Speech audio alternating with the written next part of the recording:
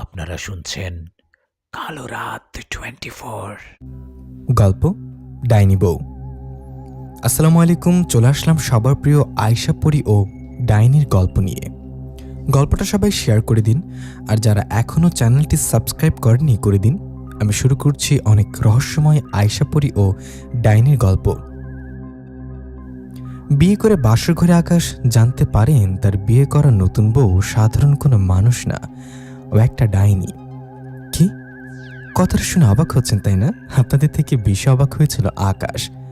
ঘড়িতে রাত 11টা। খুশি মনে বাসর ঘরে প্রবেশ করলেন আকাশ। ঘরে ঢুকে দেখলেন নতুন বউ লাল শাড়ি পরনে বসে আছে বিছানায়। বউকে দেখে খুশি মনে দরজা লাগিয়ে দিয়ে পাশে গিয়ে বসলেন আকাশ। এদিকে তখন আকাশকে চমকে দিয়ে ওর বউ বলল, আমার পাশে বসবি না, দূরে যা। নতুন বউয়ের মুখে তুই তোকারি শুনে আকাশ অবাক হয়ে বললেন, মানে তুমি কি আমাকে কথাটা বললা? আকাশের কথার নতুন বউ ওর দিকে তাকিয়ে বললেন, তুই ছাড়া তো কেউ নেই, এখানে যা বলছি তোকে বলছি। এই শোন, তোকে কিছু কথা বলি। আমার কথা শুনে ভয় পাবি না, চিৎকার করবি না। যদি চিৎকার করিস বা ভয় পাস তাহলে তোর অনেক বড় ক্ষতি হয়ে যাবে। শোন, তুই হয়তো আমাকে মানুষ মনে করছিস, কিন্তু আমি সাধারণ কোনো মানুষ না, আমি একটা ডাইনি। কি ডাইনি? কথাটা বলে হা হা করে হেসে উঠলেন আকাশ। হাসতে হাসতে বললেন, তুমি ডাইনি? আমাকে হাসালে, আমার সাথে মজা করছো তাই না? আকাশের হাসি দেখে নতুন বউ বলল, যত হাসার হেসে নে, আমি আমার আসল রূপে আসলে ভয় প্যান্ট ভিজিয়ে ফেলবি। যা বলি শোন, আমি তোর সাথে মজা করছি না, যা বলছি সত্যি বলছি, আমি একটা ডাইনি। কথাটা বলে নতুন বউ তার সুন্দর রূপ পরিবর্তন করে ভয়ঙ্কর এক ডাইনির রূপ নিলেন। সুন্দরী বউ হঠাৎ ডাইনি রূপ নেয়ায় আকাশ ভয় কাঁপতে লাগলেন। তখন সেই ডাইনি বললেন, কি এবার তো বিশ্বাস হয়েছে তাই না? ডাইনির কথায় আকাশ কাঁপতে কাঁপতে ভয় ভয় বলে উঠলেন, আপনি এখানে কেন? আমার বউ কোথায়? কি চান আপনি? আকাশের কথায় সে ডাইনি বললেন, তোর বউকে রাস্তার মধ্যেই পাল্টে ফেলেছি। তোর বউ আমার জিন রাজ্যে আমার কারাগারে বন্দি। ডাইনির এরকম কথায় আকাশ বললেন, কেন কেন আমার নতুন বউকে বন্দি করে রেখে আপনি বউ সেজে আমার সাথে আসছেন? তখন সেই ডাইনি বললেন, প্রতিশোধ নিতে। প্রতিশোধ? কিসের প্রতিশোধ? কার কাছে প্রতিশোধ নিতে আসছেন আপনি? আকাশে এরকম কথায় সে ডাইনি বললেন, আমার সন্তান ও স্বামী হত্যার প্রতিশোধ। ডাইনির কথায় আকাশ কিছু বুঝতে না পেরে বললেন, আমি আপনার কোনো কথা বুঝতে পারছি না। আমি তো কাউকে হত্যা করিনি। আপনি দয়া করে খুলে বলুন আমাকে, কে হত্যা করেছে আপনার স্বামী ও সন্তানকে? আকাশের কথায় ডাইনি বললেন, তোর বড় ভাই সহ এই গ্রামের আরও 6 জন, মোট 7 জন মিলে আমার সন্তান ও স্বামীকে হত্যা করেছে। ঘটনাটা ঘটে 2 দিন আগে এক রাতে। 2 দিন আগে রাত্রেবেলা এই 7 জন মিলে নদীতে যায় মাছ ধরতে। ওরা মাছ ধরতে যাবার পর জাল পেতে রাখে। ওদিকে তখন আমার ছেলে মাছ রূপে ঘোরাঘুরি করছিল। আমার ছেলে মাছ রূপে ঘোরার সময় ওদের জালে আটকা পড়ে। তখন ওরা আমার ছেলেকে ধরে নিয়ে হাঁড়িতে রেখে দেয়। আমার ছেলে ওদের জালে ধরা পড়ছে দেখে আমার স্বামী অদৃশ্যভাবে সবাইকে বলে, তোদের হাঁড়িতে যে বোয়াল মাছটা আছে ওটা কোনো সাধারণ মাছ না, ওটাকে ছেড়ে দে। আমার স্বামীর কথায় ওরা মাছ রূপে থাকা আমার ছেলেকে ছাড়ে না। উপায় না পেয়ে আমার স্বামী নানান রকমভাবে ভয় দেখাতে থাকে, এতেও কোনো লাভ হয় না। এদিকে তখন আমার স্বামী বিশাল একটা শেয়ালের রূপ নিয়ে ওদের সামনে আসে, যেন ওরা ভয়ে সেখান থেকে পালিয়ে যায়। কিন্তু ওরা ভয় না পেয়ে উল্টো শেয়াল রূপে থাকা আমার স্বামীকে হত্যা করে ফেলে। আমার স্বামীকে হত্যা করার পর মাছ রূপে থাকা আমার ছেলেকেও বাড়িতে নিয়ে আসে আর কাটাকাটি করে ভাগাভাগি করে নেয়। আমার স্বামী ও সন্তানকে এই 7 জন করেছে হত্যা, আমি ওদের ভয়ঙ্করভাবে হত্যা করব। ডাইনির কথায় আকাশ বললেন, ওরা হয়তো না জেনে এমনটা করেছে, ওদেরকে ক্ষমা করে দিন।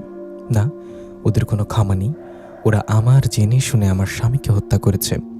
আমি তখন আশেপাশে ছিলাম না, থাকলে পারে ওরা আমার স্বামী ও সন্তান কাউকেই হত্যা করতে পারতো না। আমি আমার স্বামী সন্তানকে হারিয়েছি, কাউকে ছাড়ব না আমি। ডাইনির কথায় আকাশ ভয়ে ভয়ে বললেন, এতে আমার কি দোষ? আমি আপনার কি করেছি যার কারণে আমার নতুন বউকে জিনরাজ্যে আটকে রেখে আমার বউ সেজে আসলেন? আকাশের কথার জবাবে ডাইনি বললেন, আমি যখন সবার উপর প্রতিশোধ নিব তখন যেন কেউ আমার বিষয় না জানে। আমি কোনো মানুষের সংস্পর্শে থাকলে আমার বিষয় কেউ জানবে না। সবাই জানবে আমি মানুষ। কোনো তান্ত্রিক বা কবিরাজও সহজে বুঝতে পারবে না আমি ডাইনি। আমার বিষয় শুধু তুই জানিস। শোন, তুই আমার কথা কাউকে বললেই তোর নতুন বউ জিনরাজ্যে আমার কাছে বন্দি, ওকে মেরে ফেলবো। শুধু ওকে না, তোর মা বাবা সহ তোকে মেরে ফেলবো। তাই ভুল করেও আমার কথা কাউকে বলবি না। সবার সামনে এমন অভিনয় করবি যেন সবাই মনে করে যে আমি তোর বউ। ডাইনির কথায় কোনো উপায় না পেয়ে আকাশ রাজি হয়ে গেলেন। রাজি হয়ে ডাইনিকে বললেন, আপনি যা বলবেন তাই হবে। আপনি আমার বা আমার পরিবারের কোনো ক্ষতি করবেন না, আর আমার বউকে আমার কাছে ফিরিয়ে দিয়ে যাবেন। আকাশে এরকম কথায় ডাইনি বললেন, তাই হবে। আমি আমার কথা রাখবো। তোর বড় ভাই বাদে তোর পরিবারের কারোর ক্ষতি করব না। এখন ঘুমা, আমার পাশে বা নিচে বা অন্য কোথাও ঘুমা। ডাইনির কথায় আকাশ নিচে শুয়ে পড়লেন, কিন্তু ভয় আকাশের ঘুম আসছিল না। একটা ডাইনির পাশে কিভাবে ঘুমায়? আকাশ জেগে থেকে শেষ রাতের দিকে ঘুমিয়ে পড়ে। এদিকে সকাল হলে আকাশের ভাতিজির ডাকে ঘুম ভেঙে যায় ওর। ঘুম ভেঙে যেতে আকাশ দেখেন ও শুয়ে আছে বিছানায়। আরে, এটা কি করে হলো? আমি তো নিচে শুয়েছিলাম, বিছানায় কিভাবে আসলাম? নিশ্চয় ডাইনি আমাকে বিছানায় শুয়ে রেখেছে। এসব মনে মনে ভাবতে ভাবতে ঘড়ির দিকে তাকিয়ে দেখেন 10টা বাজে। 10টা বাজে দেখে বিছানা থেকে উঠে হাত মুখ ধুতে গেলে ডাইনি একটা গামছা ও লুঙ্গি এগিয়ে দিয়ে আকাশকে বলেন, নিন, গোসল করে আসুন। কথাটা বলে গামছা ও লুঙ্গি দিয়ে চলে গেলেন। এদিকে আকাশ মনে মনে বললেন, বাবা, ডাইনি দেখি মানুষের মতো ব্যবহার করতে পারে। এসব ভাবতে ভাবতে গোসল শেষ করে গিয়ে দেখলেন সবার সাথে বসে খাবার খাচ্ছে ডাইনি। সবার সাথে খাবার খেতে দেখে আকাশ বললেন, বা, ডাইনিও আজকাল মানুষের সাথে খাবার খায় নাকি?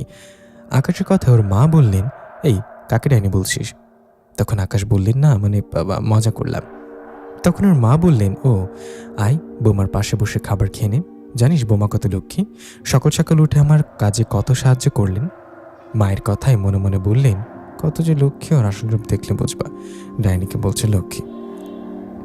এইসব মনে মনে বলছে আর খাবার খাচ্ছে। খাওয়া শেষে ঘরে গেলে ডাইনিও আকাশের সাথে ঘরে গেলেন। ঘরে গিয়ে বললেন, কিরে, আমার কথা কি চেপে রাখতে পারছিস না? তোর কারণে কেউ যদি জানে আমি ডাইনি, তাহলে আগে তোর ঘাড় মটকাবো। বলছি না আমাকে দেখে নর্মালভাবে কথা বলবি? ডাইনির কথায় আকাশ বললেন, ওটা মুখ ফসকে বেরিয়েছে, এরপর এমনটা হবে না। এই বলে আকাশ বাইরে গেলেন। কি একটা অবস্থার মধ্যে পড়ছে আকাশ। ডাইনি ঘরে, কিন্তু ও কারো কথা বলতে পারছে না। আকাশ বাইরে গিয়ে সারাদিন আড্ডা দিয়ে রাতে বাড়িতে আসলেন। বাড়িতে এসে খাবার খেয়ে ঘরে গিয়ে শুয়ে পড়লেন। আকাশ শুয়ে না ঘুমিয়ে চুপ করে আছে। এমন সময় বুঝতে পারলেন ডাইনি কোথায় জানি চলে গেল। ডাইনি চলে যাবার বেশ কিছুক্ষণ পর ফিরে আসলেন ঘরে। তখন ডাইনির মুখে রক্ত লেগেছিল। ডাইনির এরকম অবস্থা দেখে আকাশ ভয় পেলে ডাইনি বলে, তাজা রক্ত স্বাদ নিলাম রে, আজ আমার প্রতিশোধ নেওয়া শুরু হলো। কথা বলে ডাইনি আবার রূপ পরিবর্তন করে ওর বইয়ের রূপ নিয়ে শুয়ে পড়লেন। এদিকে তখন বাইরে থেকে চিৎকারের আওয়াজ শুনে আকাশ বাইরে বের হলেন। বাইরে বের হয়ে জানতে পারলেন গ্রামের একজন মারা গেছে। এটা শুনেই আকাশ বুঝতে পারেন ডাইনি একটু আগে ওনাকে মেরে ঘরে এসেছেন। এদিকে তখন আকাশ চলে গেল মৃত লোকটার বাড়িতে। সেখানে গিয়ে দেখলেন ভয়ঙ্করভাবে মরে পড়ে আছে উনি। ওনাকে দেখে মনে হচ্ছে ভয়ানক কিছু দেখে মারা গেছে। ওনাকে ডাইনি মারছে এটা শুধু আকাশ জানতেন, আর কেউ জানতেন না। আকাশ জেনে শুনেও কাউকে বলতে পারছে না। সে মৃত লোকটাকে দেখে মন খারাপ করে ঘরে আসলেন আকাশ। এদিকে তখন ডাইনি বলল, কিরে, লাশ দেখে আসলি? আর অনেক লাশ দেখবি, রোজ রাতে লাশ দেখাবো তোকে সহ গ্রামের সবাইকে। আমার স্বামীকে যে প্রথম আঘাত করেছিল তাকে আজকে মারলাম, আর বাকি 6 জন, এই 6 জনকে আমি 6 রাতে মেরে ফেলবো।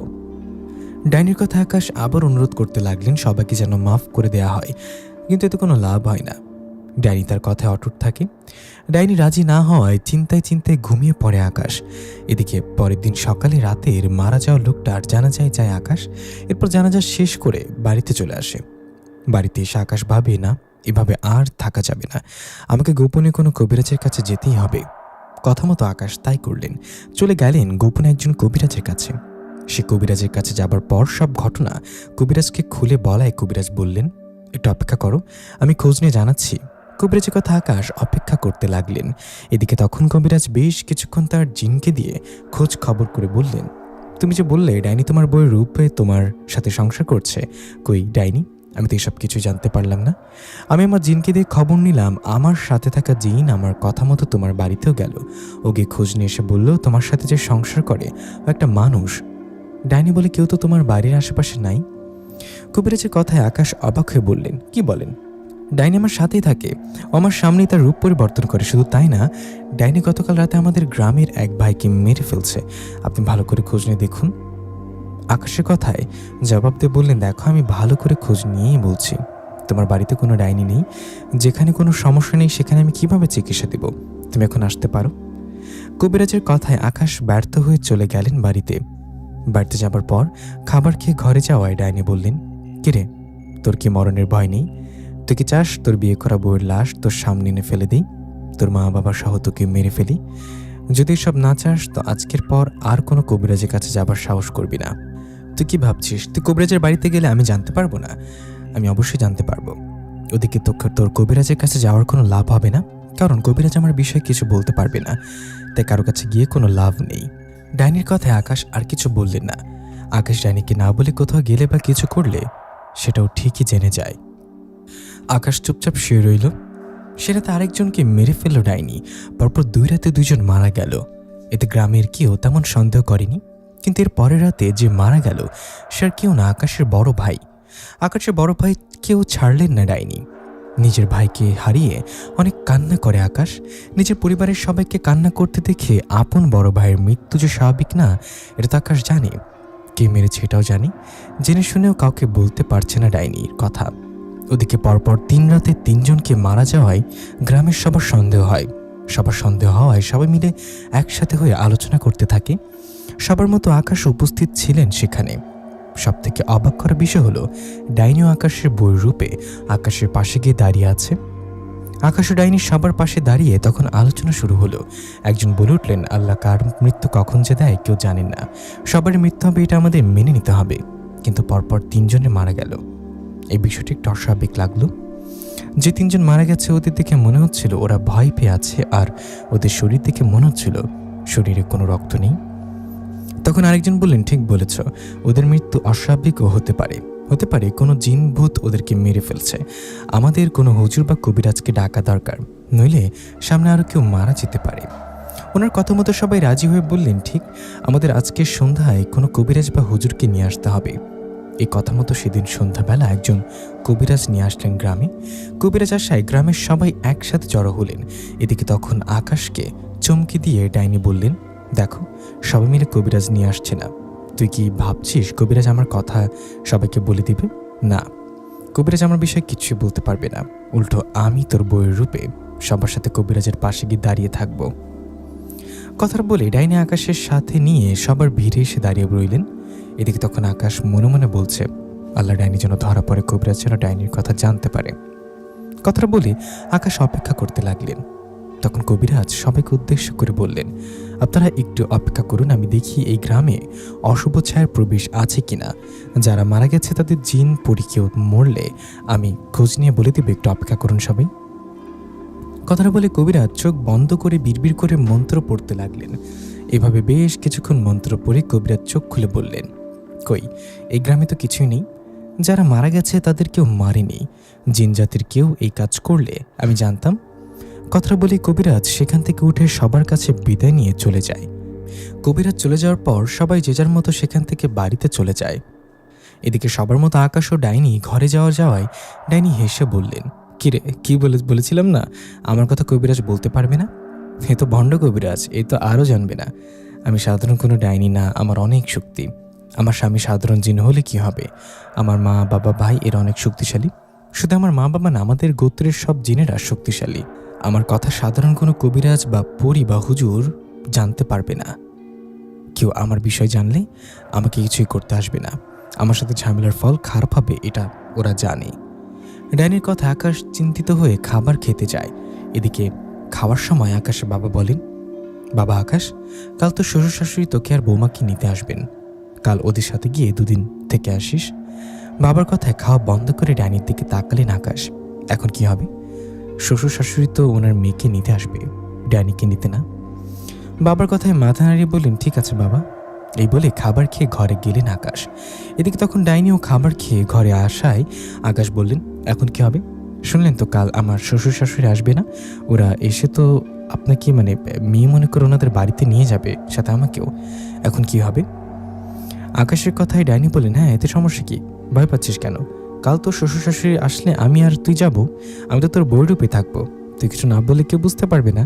আমি তোর বাড়িতে থাকি বা তোর শ্বশুর বাড়িতে থাকি, আমার কাজ আমি করব। এখন ঘুমা, আমার রক্তের খেলা আমি খেলে আসি। কথাটা বলে ডাইনি চলে গেলেন আর একজনকে মেরে তার রক্ত খেয়ে ঘরে আসলেন। ডাইনি ঘরে আসায় গ্রামের একটা দিক থেকে চিৎকারের আওয়াজ আসতে লাগলেন। তখন আকাশ বুঝতে পারলেন ডাইনি আরেকজনকে মেরে আসলেন। এক এক করে 4 জনকে মেরে ফেললেন ডাইনি, আর মাত্র 3 জন বাকি। নিজের চোখের সামনে যেন সবাইকে মারছে, সব জেনেও কিছু করতে পারছেন না আকাশ। এদিকে ডাইনি রক্তমাখা মুখে এসে আবার রূপ বদলিয়ে ঘুমিয়ে গেলেন। ডাইনি ঘুমানোর পর আকাশ চিন্তায় চিন্তায় মন খারাপ করে রাতটা পার করে দিলেন। পরের দিন কথা মতো আকাশের শ্বশুর শাশুড়ি আসলেন। ওরা আসায় ডাইনি এমনভাবে ওদের সাথে কথা বলছিলেন মনে হচ্ছে ও ডাইনি না, সত্যি ওদের মেয়ে। আকাশের শ্বশুর শাশুড়ি আসায় সবাই মিলে খাওয়া দাওয়া করে সেদিন বিকালে ডাইনি আকাশ ও আকাশের শ্বশুর শাশুড়ি রওনা করেন আকাশের শ্বশুর বাড়ির দিকে। ঘড়িতে তখন বিকাল 5টা। আমি আমাদের দোকানে যাবার জন্য রেডি হচ্ছি। এমন সময় আমার বউ আয়শাপুরি বললেন, তুমি কি দোকানে যাচ্ছ? হ্যাঁ, রেডি হয়ে দোকানে যাব। কেন, কিছু বলবা? আমার কথা আয়শাপুরি বলল, ইচ্ছে করছিল তোমাকে নিয়ে ঘুরতে যেতে। আয়শাপুরির কথায় ওর দিকে তাকিয়ে মুচকি হেসে বললাম, ওমা তুমি তো পড়ি, তুমি তো অনেক সুন্দর সুন্দর জায়গায় ঘুরে বেড়াও, কত সুন্দর জায়গা দেখেছো, তবুও তোমার ঘুরতে ইচ্ছে করে? আমার কথা আয়শা বললেন, একা ঘুরে আর প্রিয় মানুষের সাথে ঘোরাঘুরি বুঝে এক হয়? আমি তোমার সাথে এখন নদীর পাড়ে যাব, আমাকে নিয়ে চলো। আয়শাপুরির কথা একটু চুপ থেকে বললাম, আচ্ছা ঠিক আছে চলো, ইয়ামিনকেও সাথে নেই, তোমাকে নিয়ে নদীর পাড়ে যাই, যেখানে সেখানে একটু ঘোরাঘুরি করে তোমাদের বাড়িতে রেখে তারপর দোকানে যাব। আমার কথা আয়শাপুরি রাজি হলে আমি ইয়ামিনকে কোলে নিয়ে হাঁটতে লাগলাম নদীর পাড়ের দিকে। আমার পাশে আমার বউ আয়শাপুরি অদৃশ্যভাবে হাঁটছে, আমি ছাড়া কেউ ওকে দেখতে পাচ্ছে না। আপনাদের একটা কথা বলি, আমার লেখা গল্প যারা শোনেন এদের মধ্যে যারা নতুন তারা আয়শাপুরি বিষয় জানেন না। আমি লেখক মোহাম্মদ নিশাত। আয়শাপুরি আমার বউ। আয়শাপুরির হাতে একটা বিশেষ ধরনের চুড়ি আছে যার শক্তি অনেক। আয়শাপুরির শক্তির সাথে সাধারণ কোনো জিনপুরি যুদ্ধে পারে না। আয়শাপুরি আমার বউ আর সালাম কবিরাজ আমার গ্রামবাসী দাদু। আশা করি আয়শাপুরি ও সালাম কবিরাজের বিষয় জানতে পেরেছেন। এখন গল্পে ফিরি। আয়শাপুরি ও আমি আমাদের ছেলে নদীর পাড়ে গিয়ে একটু হাঁটাহাঁটি করে একটা জায়গায় বসে গল্প করছি। এমন সময় নদী পাড়ের রাস্তা দিয়ে শ্বশুরবাড়িতে যাচ্ছিলেন আকাশ, ডাইনি ও শ্বশুর শাশুড়ি। ওরা ওদিকে যাওয়ার সময় আয়শাপুরি আমাকে বললেন, নিশা দেখো দেখো, ওই যে 4 জন মানুষ আসছে, ওদের মধ্যে ছেলেটার পাশে যে নতুন বউকে দেখতে পাচ্ছ, ও কিন্তু মানুষ না। আমার যতদূর মনে হয় ও একটা ডাইনি, নয়তো কোনো পিশাচিনি। ও মানুষের রূপে হয়তো ওই ছেলেটার সাথে সংসার করছে। আয়শাপুরির কথায় অবাক হয়ে বললাম, আরে তাই নাকি? ওনাকে দেখে তো মনে হয় না উনি ডাইনি বা পিশাচিনি। আমরা সাধারণ মানুষেরা তো বুঝতেই পারবো না। তুমি না বললে আমিও জানতে পারতাম না। আমার আয়শাপুরির কথার মাঝে সেখান থেকে হাঁটতে হাঁটতে চলে গেল আকাশ, ডাইনি ও ওর শ্বশুর শাশুড়ি। ওরা চলে যাওয়ায় আমিও আয়শা সেখানে আরও কিছুক্ষণ গল্প করলাম। এরপর আমাদের ছেলে ইয়ামিনকে আমি চকলেট ও চিপস এনে দিয়ে বললাম, এবার চলো বাড়িতে চলো। তখন আয়শা মাথা নাড়িয়ে রাজি হওয়ায় ওদের নিয়ে বাড়িতে চলে আসলাম। বাড়িতে এসে ইয়ামিনকে রেখে আয়শাও আমার মায়ের কাছে বিদায় নিয়ে চলে গেলাম আমাদের বাজারের দোকানে। দোকানে গিয়ে বাবাকে বললাম, বাবা তুমি কিছু বাজার করে বাড়িতে যাও, আমি দোকান করে রাতে বাড়িতে আসব। আমার কথা মতো বাবা তাই করলেন, বাজার করে চলে গেলেন বাড়িতে। এদিকে তখন আমি দোকান করছি। আমি দোকান করার সময় সন্ধ্যার দিকে একটা ছেলে এসে বললেন, ভাই একটা সিগারেট দিন তো। আমার কথা আমি বললাম, দুঃখিত ভাই, আমরা তো সিগারেট বিক্রি করি না। আমার কথা উনি পাশের দোকানের দিকে যেতে গেলে আমি ডাক দিয়ে বললাম, ভাই শুনুন। আমার কথা উনি থেমে গেলে আমি ওনার মুখের দিকে তাকিয়ে বুঝতে পারলাম উনি সেই ছেলে যাকে নদীর পাড়ে দেখেছিলাম, ওর নতুন বউ ডাইনি। আমি ওকে চিনতে পেরে বললাম, ভাই কিছু মনে না করলে আপনার সাথে একটু কথা বলতে পারি? তখন উনি বললেন, জি বলুন। তখন আমি বললাম, আপনার নাম কি, এখানে কার বাড়িতে এসছেন? আমার কথা জয় উনি বললেন, আমার নাম আকাশই তো, পাশে আমার শ্বশুর বাড়ি। আকাশের কথা আমি বললাম, ভাই কিছু মনে না করলে একটা কথা বলি। আপনি তো জানেন কি না জানি না, আপনার যে বউ সে কিন্তু মানুষ না, সে একটা ডাইনি বা পিশাচিনি। আমার কথায় আকাশ আমার দিকে বড় বড় চোখ করে অবাক হয়ে তাকিয়ে বললেন, আরে ভাই আপনি জানলেন কিভাবে? বলুন না ভাই, কিভাবে জানলেন? আকাশের কথা আমি তো সরাসরি আমার বউ আয়শাপুরির কথা বলতে পারি না, তাই আকাশকে বললাম, আকাশ আমি টুকটাক কবিরাজি জানি। আমি বিকালের দিকে নদীর পাড়ে বসেছিলাম, তখন আপনার সাথে ডাইনিকে দেখেছি। ভেবেছিলাম আপনার ডাইনি বউর কথা জানেন না, কিন্তু আপনি তো দেখি সবই জানেন। এখন আমাকে বলেন তো আসল ঘটনাটা কি? জেনে শুনে ডাইনির সাথে কেন সংসার করছেন? আমার কথা আকাশ কান্না করে দিলেন আর আমাকে সব ঘটনা, মানে একদম শুরু থেকে শেষ পর্যন্ত সব কিছু বিস্তারিত খুলে বললেন। আকাশ বললেন, ডাইনি আমার ভাই সহ আরও 3 জনকে অলরেডি মেরে ফেলেছে, আরও 3 জনকে ডাইনি মারবে। আপনাকে তো সব খুলে বললাম। আকাশের কথা আমি অবাক হয়ে গেলাম। এবার এরকম কাহিনী তো তাহলে হয়। আকাশ তো চিপায় পড়ছে, ও চোখের সামনে সবার মৃত্যু হতে দেখেও কিছু বলতে পারছে না। ওদিকে তখন আকাশ আমার হাত ধরে বললেন, ভাই আপনি ডাইনিকে দেখেছেন, এর মানে আপনি নিশ্চয়ই বড় মাপের কবিরাজ। আমি একজন কবিরাজের কাছে গিয়েছিলাম, উনি ডাইনির কিছু করতে পারেনি। তারপর গ্রামের সবাই মিলে একজন কবিরাজকে নিয়ে আসছিল, উনিও ডাইনির বিষয়ে কিছু বলতে পারেনি। ওরা ডাইনির বিষয়ে জানতেই পারে না, সেই জায়গায় আপনি ডাইনিকে দেখছেন। ভাই দয়া করে আমাকে একটু সাহায্য করুন, ডাইনির হাত থেকে আমাকেও বাকি 3 জনকে বাঁচান, ডাইনি 3 জনকে মেরে ফেলবে। আকাশের অনুরোধে আমি বললাম, ভাই শুনুন, আপনি এখন শ্বশুর বাড়িতে যান, আজ রাতে কিছু করা যাবে না। কালকে সকাল 10টার দিকে সালাম কবিরাজ নামে একজন কবিরাজ আছে, ওনার বাড়িতে যাবেন। আমি সালাম দাদুর বাড়িতে থাকবো, ওখানে গেলে ডাইনির একটা ব্যবস্থা করা যাবে। সালাম কবিরাজকে সবাই চেনে, যে কাউকেই জিজ্ঞাসা করলে বাড়ি দেখিয়ে দিবে, কেমন? আমার কথায় রাজি হয়ে চলে গেলেন আকাশ। আকাশও শ্বশুর বাড়িতে যাবার পর ভয় ছিলেন ডাইনি ওকে কিছু বলে কিনা, কিন্তু না, ডাইনি কিছু বলেনি। ডাইনি কিছু না বলে আকাশ ভাবে আমার সাথে কথা বলার বিষয়ে ডাইনি কিছু জানে না। এভাবে খুশি মনে খাবার খেয়ে ঘুমে গেলেন আকাশ। পরের দিন সকালে খাবার খেয়ে বাইরে যাবার নাম করে আকাশ চলে গেলেন সালাম দাদুর বাড়িতে। তখন আমিও সালাম দাদুর কাছে ছিলাম। আকাশ সালাম দাদুর ওখানে যাবার আগে আমি সালাম দাদুর কাছে গিয়ে সব কিছু খুলে বলেছি দাদুকে। তখন আকাশ সালাম দাদুর কাছে যাওয়ায় আমি সালাম দাদুকে বললাম, দাদু এনার নাম আকাশ, এনার সাথে এরকম ঘটনা ঘটছে। এদিকে তখন সালাম দাদুকে আবারও সব ঘটনা খুলে বলে আকাশ অনেক অনুরোধ করতে লাগলেন। আকাশ অনুরোধে সালাম দাদু বললেন, তুমি তো আমাদের এলাকার জামাই, তুমি একটা কথা বলছো, তোমার কথা রাখবো। আল্লাহ চাইলে তোমাকে সাহায্য করব। তুমি এখন তোমার শ্বশুরবাড়ির ঠিকানাটা দিয়ে চলে যাও, আমরা আজ সন্ধ্যায় ওখানে আসবো আর ডাইনির একটা ব্যবস্থা করব। সালাম দাদুর কথা আকাশ ওর শ্বশুরবাড়ির ঠিকানা দিয়ে চলে গেলেন। আকাশ চলে যাবার পর সালাম দাদু বললেন, নিশাদ আয়শাপুরীকে ডাকো তো। দাদুর কথায় আমি আয়শাপুরীকে ডাকলে আয়শা সেখানে আসলেন। আয়শা আসলে আমি আকাশের বিষয় সব খুলে বললাম আয়শাকে। এদিকে তখন সালাম দাদু বললেন, আয়শা এখন কি করব? দাদুর কথা জবাবে আয়শা বললেন, দাদু আপনি আর সন্ধ্যায় যাবেন আকাশের শ্বশুর বাড়িতে। সেখানে গেলে আমার বিশ্বাস আপনি ডাইনিকে দেখতে পাবেন, কারণ ডাইনি মনে করে ওর বিষয়ে কোনো কবিরাজ কিছু জানবে না।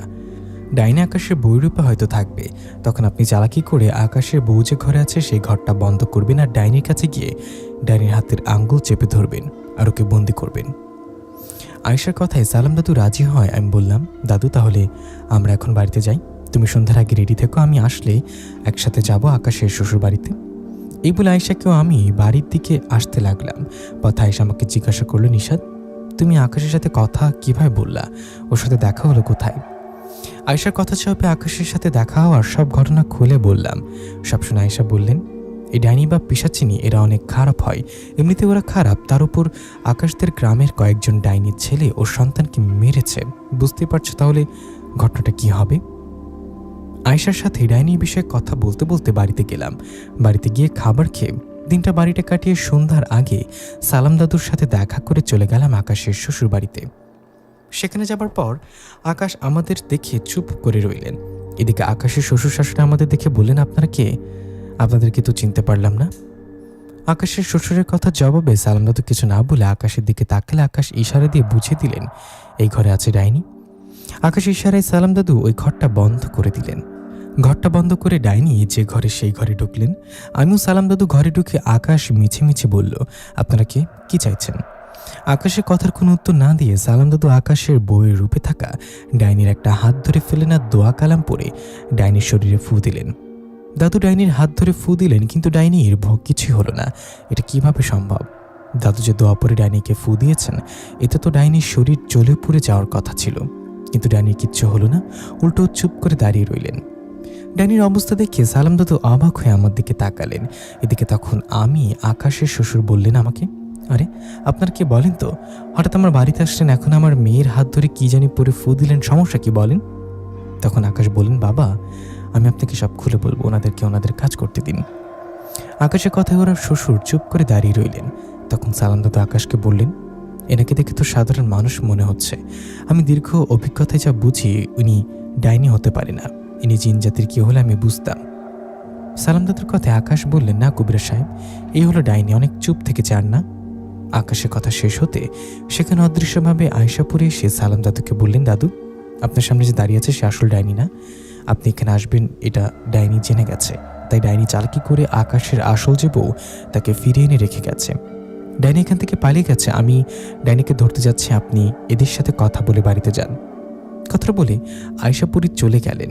এদিকে তখন সালাম দাদু আকাশকে বললেন, দেখো তোমার সামনে যে দাঁড়িয়ে আছে সে তোমার আসল বউ ও নাকি ডাইনি না। কথাটা বলে সালাম দাদু আকাশের বউকে বললেন, মা তুমি বলো, তুমি তো আকাশের বউ, তোমার কোনো ভয় নেই, কেউ তোমার কিচ্ছু করতে পারবে না। সালাম দাদুর কথায় এবার আকাশের বউ কান্না করে দিয়ে ভয় ভয় বললেন, হ্যাঁ সত্যি আমি আকাশের নতুন বউ। আমাকে এতদিন ডাইনি রাজ্যে জিন রাজ্যে আটকে রেখেছিল। আজকে ডাইনি আমাকে ফিরিয়ে এনে বলেছিল আমি যেন কাউকে কিছু না বলি, যদি কাউকে কিছু বলি তো আমার মা বাবা ও স্বামীকে ডাইনি মেরে ফেলবে। ডাইনির ভয় এতক্ষণ চুপ ছিলাম। আকাশের বউয়ের কথায় আকাশও বুঝতে পারলেন এটা সত্যি ওর বউ। এদিকে মেয়ে ও মেয়ের জামাইয়ের কথায় আকাশের শ্বশুর শাশুড়ি কি হয়েছে জিজ্ঞাসা করায় আকাশ শুরু থেকে সব ঘটনা খুলে বললেন। সব শুনে আকাশের শ্বশুর শাশুড়ি অবাক হয়ে সালাম দাদুকে বললেন, কবিরা সাহেব, এরকম ঘটনা আমার মেয়ে ও মেয়ের জামাইয়ের সাথে ঘটবে ভাবতে পারিনি। আপনি দয়া করে এই ডাইনির হাত থেকে বাঁচান এদেরকে। ওনার কথায় সালাম দাদু ওদের পুরো বাড়ি বন্ধ করে দিলেন। এরপর আকাশ ও আকাশের স্ত্রীকে দোয়া কালাম পড়ে ওদের শরীর বন্ধ করে দিলেন যেন ডাইনি আসলেই ওদের কিছু করতে না পারে। ওদের শরীর বন্ধ করে বললেন, আপনারা আর ডাইনিকে নিয়ে চিন্তা করবেন না, ডাইনির বিচার অলরেডি শুরু হয়েছে। কথাটা বলে আমি সালাম দাদুর বাড়ির দিকে যেতে লাগলাম। ওদিকে আয়শাপুরী খুঁজতে খুঁজতে ডাইনিকে ধরে ফেলেছে। ডাইনিকে ধরায় ডাইনি আয়শাপুরীকে বললেন, আয়শাপুরী দেখ, আমি তোর বিষয়ে গতকাল জেনে গেছি, তুই আমার পিছনে লাগতে আসিস না। আমার পিছনে লাগতে আসলে তোর পরিবারের কাউকেই ছাড়বো না, সাথে তোকেও মেরে ফেলবো। ডাইনির কথা এসে বললেন, কাকে ভয় দেখাচ্ছিস তুই? তোর হুমকিতে আমি ভয় পাই না। তুই আকাশদের গ্রামের 4 জনকে মেরে ফেলেছিস। এই মৃত্যুর খেলা বন্ধ কর। ওরা না জেনে ভুল করেছে, না জেনে তোর স্বামী ও সন্তানকে হত্যা করেছে। আয়শাপুরীর কথায় ডাইনি রেগে বললেন, আমি আমার প্রতিশোধ নিয়েই ছাড়বো না। তোর কথাই আমি চলি না আর চলবো না। তুই চলে যা এখান থেকে, নইলে তোকে আগে মারবো। ডাইনির কথায় আয়শাপুরীর সামনে দাঁড়িয়ে বললেন, নে মার আমাকে, পারলে স্পর্শ করে দেখা। আয়শাপুরীর কথায় ডাইনি আয়শার উপর ঝাঁপিয়ে পড়লেন আর তখনই আয়শা ডাইনিকে ধরে মারতে লাগলেন। ওদিকে ডাইনির শক্তিও কমে না। ডাইনিও আয়শার সাথে যুদ্ধ করে যাচ্ছে। এভাবে কিছুক্ষণ যুদ্ধ চলার পর আয়শা ডাইনিকে মেরে অনেকটা দুর্বল করে ফেললেন। তখন ডাইনি আয়শার কাছে অনুরোধ করে বললেন, আয়শাপুরী থাম, আমাকে আর মারিস না, ঠিক আছে? তোর কথা আমি রাখবো, আমি আর কোনো ক্ষতি করব না, চলে যাব। তখন আয়শা বললেন, আমাকে যে কথা দিলে এই কথা রাখিস, নইলে এরপর ধরলে আর ছেড়ে দিব না, যা চলে যা। কথাটা বলে আয়শা ডাইনিকে ছেড়ে দিয়ে চলে আসলেন আমাদের কাছে। আয়শা আমাদের কাছে আসায় সালাম দাদু জিজ্ঞাসা করলেন, কি হলো? তখন আয়শাপুরী সব ঘটনা খুলে বললেন। আয়শা বললেন, ডাইনি মাফ চেয়েছে আর কথা দিয়েছে ও কারোর কিছু করবে না, ওর অনুরোধে ওকে মাফ করে দিয়ে আসছি। আয়শার কথায় সালাম দাদু আর কিছু বললেন না। তখন আমিও আয়শাপুরী চলে গেলাম বাড়িতে। আমার বাড়িতে যাবার পরের দিন সালাম দাদুর খবর পেয়ে আমি আয়শাপুরী সালাম দাদুর বাড়িতে যাওয়ায় উনি বললেন, আয়শা, একটা তো ঝামেলা হয়ে গেছে। ডাইনি তো ওর কথা রাখিনি। একটু আগে আকাশ আসছিল, আকাশ এসে বলল গত রাতে ওদের গ্রামের একজন মারা গেছে। দাদুর কথায় আকাশ আয়শা বলে উঠলেন, ডাইনি তাহলে বেইমানি করল। এমন সময় সেখানে আসলেন একটা জিন। সে জিনটাকে আমরা কেউ চিনি না। জিনটা এসে আয়শাপুরীকে বললেন, আয়শাপুরী, আপনি আমাকে চিনবেন না, আমি আপনাকে অবাক করা একটা তথ্য দিতে আসছি। আপনারা তো ভাবছেন আকাশের গ্রামের 7 জন ডাইনির ছেলে ও সন্তানকে মেরেছে, সেজন্য ডাইনি সবার উপর প্রতিশোধ নিচ্ছে। আসলে এটা সত্যি ঘটনা না। ডাইনি শুরু থেকে মিথ্যা বলে আসছে। ডাইনি আকাশকে মিথ্যা বলেছে, আর আপনারা আকাশের কাছ থেকে শুনেছেন বলে ডাইনির বিষয়ে খোঁজ নেননি। আসলে ডাইনির স্বামী সন্তান কেউ নেই। ডাইনি কালো জাদুর মাধ্যমে নিজের শক্তি বাড়াতে 7 জন বিবাহিত পুরুষের রক্ত খেতে আকাশদের গ্রামে আসছে। ডাইনি যে 7 জন পুরুষের রক্ত খাবে তাদের বয়স 30 থেকে 40-এর মধ্যে, আর সবারই বাড়ি এক গ্রামে হতে হবে, আলাদা আলাদা গ্রাম হলে চলবে না। এরকম একটা প্ল্যানে ডাইনি আকাশদের গ্রামে আসে আর আকাশের নতুন বউকে জিনরা আটকে রেখে আকাশের বউ হয়ে সংসার করে, আর প্রতি রাতে একজন করে বিবাহিত পুরুষ মানুষকে মেরে রক্ত খায়। ডাইনি অলরেডি 5 জনকে মেরে রক্ত খেয়েছে, আর বাকি 2 জন, আর 2 জনকে যদি মারতে পারে তাহলে ও শক্তি এতটাই বেড়ে যাবে যে আয়শাপুরী বা আপনার মতো 10টা পুরী আসলেও ডাইনি কিছু করতে পারবে না। তাই দয়া করে ডাইনিকে এখনই আটকান। আপনারা তো ভাবছেন আমি কে? আমি হলাম ডাইনির শত্রু। অনেক আগে থেকে ডাইনিও আমার মাঝে যুদ্ধ চলে, ও শত্রু আমি, তাই বলে দিলাম সবটা আপনি চাইলে নিজেও খোঁজ নিয়ে দিতে পারেন। এই বলে জিনটা চলে গেলেন। জিনটা চলে যাওয়ার পর আমরা সবাই অবাক হলাম, জিনটা সব কী কাহিনী বলল। তখন আয়শাপুরী চলে গেলেন ডাইনির বিষয়ে খোঁজ নিতে। ডাইনির বিষয়ে খোঁজ নিতে গিয়ে জানতে পারলেন জিনটা যা বলেছে আসলে সবটাই সত্যি। ডাইনি নিজের শক্তি বাড়াতে সবাইকে হত্যা করছে। আয়েশার কথায় আমিও সালাম দাদু অবাক হয়ে বললাম, এতদিন তাহলে আকাশ আমাদের বোকা বানিয়েছে ডাইনি। সালাম দাদুর কথায় আয়েশা বললেন, নিশাত, সালাম দাদু সহ তরবারি বাড়িতে আসো। এই বলে আয়েশা দ্রুত বাতাসে মিশে গেলেন। এদিকে তখন আমি বুঝতে পারলাম বাড়িতে নিশ্চয়ই কিছু ঘটছে। তাই সালাম দাদু সহ তাড়াতাড়ি বাড়িতে গিয়ে দেখলাম আমার মাকে সবাই ধরাধরি করে গাড়িতে উঠাচ্ছে। এরকম অবস্থা দেখে আমি দৌড়ে গিয়ে জিজ্ঞাসা করলাম, কি হয়েছে? তখন সবাই বলল, তোমার মায়ের শরীরে আগুন লাগছে। মায়ের এরকম হয়েছে শুনে সেখানে দেরি না করে সালাম দাদু সহ আরও কয়েকজনকে সাথে করে মাকে নিয়ে গেলাম হাসপাতালে। হাসপাতালে যাবার পর মাকে ভর্তি করানো হলো। এরপর ডাক্তার মাকে দেখে যা যা করণীয় সব করে একটা বেডে মাকে বসিয়ে রাখলেন। তখন আমি মায়ের পাশে গিয়ে বসে কান্না করতে লাগলাম। আমার পাশে আয়েশাও বসে কান্না করছে। আমার কান্না দেখে সালাম দাদু আমাকেও আয়েশাকে শান্ত করলেন। ততক্ষণে বাবা ও দোকান বন্ধ করে চলে আসছে। বাবা আসে, আমি মাকে জিজ্ঞাসা করি কিভাবে হলো এসব, শরীর আগুন লাগলো কিভাবে?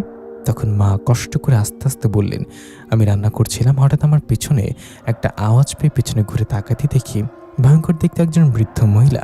ওনার দিকে তাকাতে ভয় আমি পড়ে যাই। ওদিকে তখন সে ভয়ঙ্কর মহিলাটা আমার কাপড়ের আঁচল চুলার মধ্যে ঢুকিয়ে দেয় আর ভয়ঙ্করভাবে হাসতে থাকে। এমন সময় মুহূর্তে আমার কাপড় সহ শরীরে আগুন লেগে যায়। আমার শরীরে আগুন লাগায় আমি চিৎকার করলে সে ভয়ঙ্কর বৃদ্ধা মহিলা বাতাসে মিশে যান। মায়ের কথায় আয়েশার দিকে তাকাতে আয়েশা বললেন, আগেই বুঝতে পারছি কে করেছে, তবু শিওর হলাম। নিশাত, তুমি একটু অপেক্ষা করো। কথাটা বলে আয়েশা পুরি রেগে আবারও ডাইনিকে খুঁজে বের করলেন। ডাইনির সাথে আবারও দেখা হবার পর আয়েশা কিছু না বলে ডাইনির পেটে আঘাত করে ফেলে দিলেন। আয়েশার আঘাতে ডাইনি পড়ে গিয়ে বললেন, আয়েশা পুরি, কি ভাবছিস? তোর কথায় আমি চলে যাব? তোকে বলছি না আমার পেছনে লাগতে আসবি না। অল্পের জন্য তোর শাশুড়িকে মারতে পারলাম না, জানিস? আমি গিয়েছিলাম তোর ছেলেকে মারতে, কিন্তু তখন তোর ছেলে বাইরের ছেলেদের সাথে খেলা করছিল, পাশে মানুষ ছিল, তাই তোর ছেলেকে কিছু করতে পারিনি। তুই নিশ্চয়ই এতক্ষণে আমার বিষয় জেনে গেছিস। আমি কি? তুই আমার সাথে ঝামেলা না করে এখন এখান থেকে যা। ডাইনির কথা আয়েশা বললেন, চলে যাব? হ্যাঁ যাব, সাথে তোর জানটা নিয়ে যাব। তুই নিজের শক্তি বাড়াতে মানুষদের হত্যা করিস। এই আসল ঘটনা শুরুতে জানলে তোকে সেখানেই মেরে ফেলতাম। তোর অনুরোধ কাল থেকে তোকে ছেড়ে দিয়েছিলাম, আর তুই কিনা আমার মাকে মারতে গিয়েছিলি। রাজা বরেন্দ্র আমার মাকে হত্যা করেছিল। এরপর থেকে মায়ের ভালোবাসা হারিয়ে ফেলেছি, কিন্তু নিশাদের সাথে বিয়ে হবার পর আমি ফিরে পেয়েছি আমার পরিবার, ফিরে পেয়েছি আমার মা বাবাকে। আমার শ্বশুর শাশুড়ি আমাকে মেয়ের মতো ভালোবাসে। তুই কিনা আমার মায়ের শরীরে আগুন লাগিয়ে আমার মাকে মারতে গিয়েছিলি। কথাটা বলে কান্না ভরা চোখে আয়েশা পুরি মুচকে এসে বললেন, শোন ডাইনি, মহান আল্লাহ ছাড়া এখন আমার হাত থেকে তোকে কেউ বাঁচাতে পারবে না। তোর কি অবস্থা আমি করি দেখ। কথাটা বলে আয়েশা ডাইনিকে দিকে এগিয়ে যেতে লাগলেন। ওদিকে ডাইনি ভয় না পেয়ে আয়েশার দিকে এগিয়ে আসলেন। শুরু হলো দুজনের মধ্যে যুদ্ধ। যুদ্ধ শুরু হওয়ার আগে আয়েশা রেগিয়ে ডাইনিকে একের পর এক আঘাত করতে লাগলেন। এমন সময় সেখানে আরেকটা জিন এসে আয়েশা পুরীকে আঘাত করে ফেলে দিলেন। তখন ডাইনি হেসে বলল, এসে গেছে আমার ভাই। আয়েশা পুরী, এখন তোকে ছাড়বো না। ডাইনির কথা আয়েশা বললেন, আগে নিজের ভাইয়ের মৃত্যু দেখ, তারপর তোর বিচার করছি। কথাটা বলে আয়েশা পুরী ডাইনির ভাই সেই পিশাচ জিনটার বুকে আঘাত করে ফেলে দিলেন। আয়েশার আঘাতে জিনটা পড়ে গেলেন সেখানে। জিনটা পড়ে গিয়ে উঠে দাঁড়াতে গেলে আয়েশা এমন জোরে মুখে আঘাত করলেন সেখানেই জিনটা মারা গেল। নিজের ভাইয়ের মৃত্যু দেখে ডাইনি এবার ভয়ে পেয়ে পালাতে গেলে আয়েশা ডাইনির কামড়ে আঘাত করে ফেলে দিলেন। ডাইনিকে আঘাত করে ফেলে দিয়ে ওর একটা হাত টেনে ছিঁড়ে ফেললেন। আয়েশা ডাইনির হাত ছিঁড়ে ফেলে বললেন, কি ভাবছিস? তোকে এত সহজে মারবো না, তোর মৃত্যু হবে আরও ভয়ঙ্কর ভাবে। এই বলে আয়েশা ডাইনিকে ধরে নিয়ে আসলেন। এসে সালাম দাদুকে বললেন ডাইনিকে যেন একটা মাছের মধ্যে প্রবেশ করানো হয়। আয়েশার কথায় সালাম দাদু তাই করলেন। ডাইনিকে একটা মাছের ভেতরে প্রবেশ করিয়ে বন্দি করে ফেললেন। তখন আয়েশা আমাকে বললেন, নিশাত, মায়ের শরীরে আগুন লাগিয়ে দেওয়ার শাস্তি দাও। যে আল্লাহর পথে না চলে, শয়তান সাহায্য দিতে চায়, তাকে শাস্তি দাও। আয়েশার কথায় বুঝতে পারছে কি করতে হবে। ডাইনিকে বন্দি করা মাছটাকে আগুনে পুড়িয়ে ফেলতে হবে। আয়েশার কথা আমিও সালাম দাদু তাই করলাম। মাছটাকে আগুনে পুড়িয়ে ছাই করে ফেললাম। মাছটার সাথে আগুনে পুড়ে মারা গেলেন ডাইনি। ডাইনি মারা যাবার পর আকাশদের গ্রামে আল্লাহর রহমতে আর কোনো সমস্যা হয়নি। এদিকে আমরা হাসপাতালে মাকে 2 দিন রেখে বাড়িতে নিয়ে আসি। এরপর মা আস্তে আস্তে সুস্থ হয়ে ওঠে। প্রিয় লিসেনার, কেমন লাগলো আমাদের আজকের এই গল্পটি, আয়েশা পুরী ও ডাইনির এই গল্পটি? সবাই কমেন্ট করে জানাবেন। আয়েশা পুরীর বড় গল্প লেখার কাজ চলছে, কিছুদিন পর অবশ্যই আসবে। এখন চলে যাচ্ছে অন্য একটা জিনপুরীর গল্প। আশা করি এই গল্পটাও আপনাদের সবারই অনেক ভালো লাগবে। তা আমি আর কথা না বাড়িয়ে শুরু করব গল্পটি।